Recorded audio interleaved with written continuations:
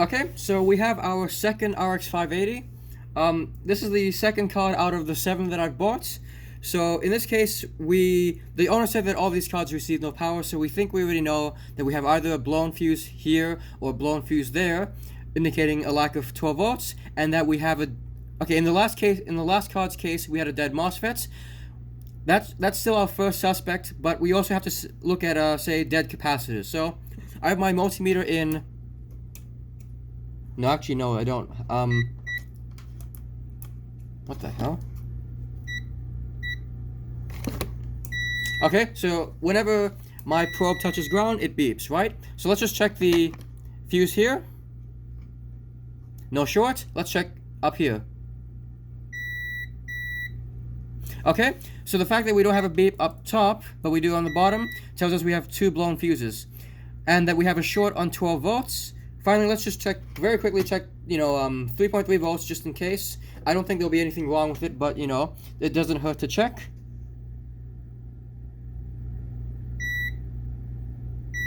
Okay, actually, yeah, 3.3 volts is fine. So what I did there was I checked the 4th pin from the left of the notch, and the 5th pin was the one that you heard beep, and that's the ground pin, and that's how I know that's how I know I'm checking 3.3 volts, because 3.3 volts comes right after the ground pin.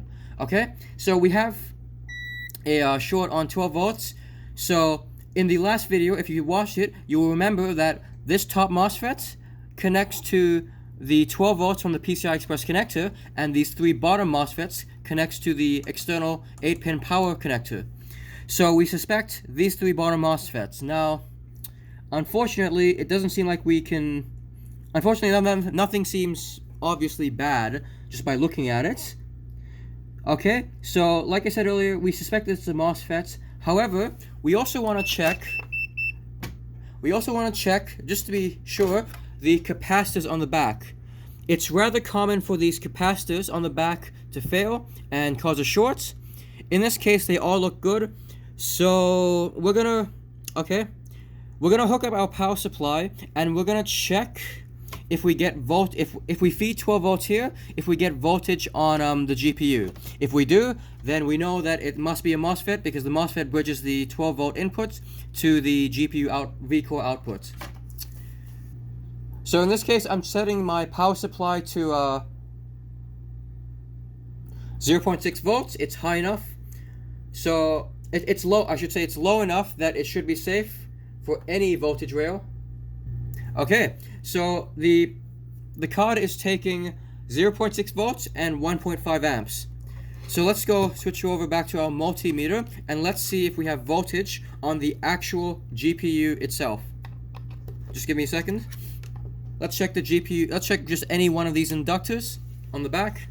0.5 volts, okay. Then checking the inductors on the back one more time.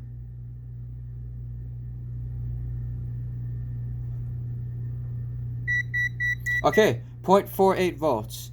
So, as you can see, we do actually have voltage being fed to the GPU itself, which tells us we have a bad MOSFET. So I'm going to take this off. I'm just going to look at the card a little more, and then I'll tell you what I find. Okay, so as you can see, I've removed the MOSFET. This is our offending MOSFET. So this is the one that was short, or at least, yeah, short to the GPU. So if we put our multimeter in beep mode, as I like to call it, beep, right, and we check our previously short fuses, we have no longer short. So beeps because it's connected to ground, but our fuse, nothing. So we have to replace the fuse, obviously, and obviously we have to put in another MOSFET. If you don't know, it's an SIC632, and these fuses, it's actually I have the model here in case you didn't watch my previous video, but well, I think it's an 045101.MRL. I bought this off of Taobao. If you want to use it yourself, this is what I've always used for Sapphire fuses, and it's always worked out for me. So, yep, like I said, actually, I want to mention one more thing. I'm sure that some of you watching this video will wonder, how did I know that this was bad? The reality is that, well, how did I check with a multimeter that it was bad? I didn't.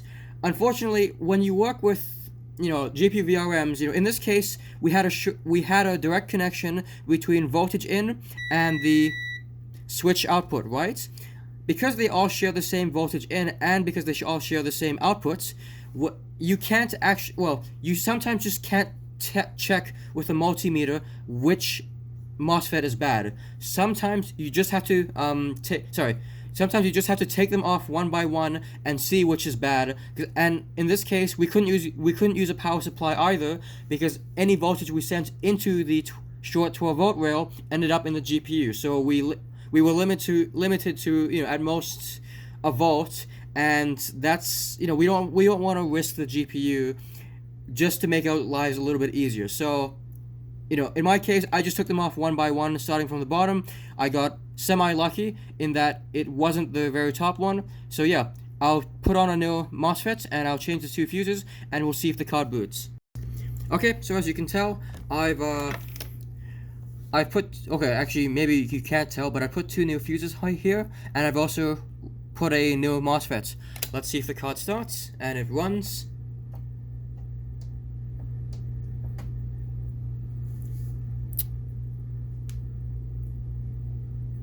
And yes, it does.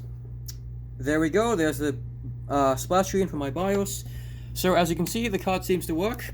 Of course, I have to put it back together, put the cooler on, stress test it, but it seems like it's just another quick, easy repair. This is the nice thing about having Sapphire cards in particular, because they have fuses. They tend to they don't fail catastrophically when the GPU VRM fails. It's when a MOSFET dies, it's usually just a simple case of changing the MOSFETs or the bad capacitor, and then the fuses, and then the card works again. That's what happens most of the time with Sapphire cards. With other cards, even like Strix 1080 Ti's, when you have a MOSFET failure, it usually burns a hole in the board, and a lot of the times the card can never run again. So in this, let me just put the cooler back on, and we'll stress test it, and we'll see if it's if it's usable. Okay, so as you can see, the card's running game at the moment. Everything looks good. I still have 5 more of these cards to go. Well, 4 RX 580 Sapphire pulses and 1 RX 570s. Again, another Sapphire pulse. If I might not upload those videos. I suspect that they all have the exact same issues as either this card or the previous card, which I will have a video on. But if they don't, you'll see another video. I'd imagine that at least one of them has a bad capacitor, or at least so I'm hoping.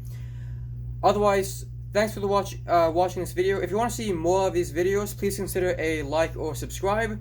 I'm trying to make like a small YouTube channel, right? Fixing these graphics cards, and as you can imagine, buying these dead graphics cards, they cost money. And having that small YouTube following and maybe a little bit of ad revenue would allow me to buy a lot more dead graphics cards, and even some expensive ones like 2080 Ti's or whatnot, and again be able to make even more videos. So if you want to see that kind of stuff, a like and subscription would go a long way. Otherwise, thanks for watching the video. I'll hopefully see you in the next one.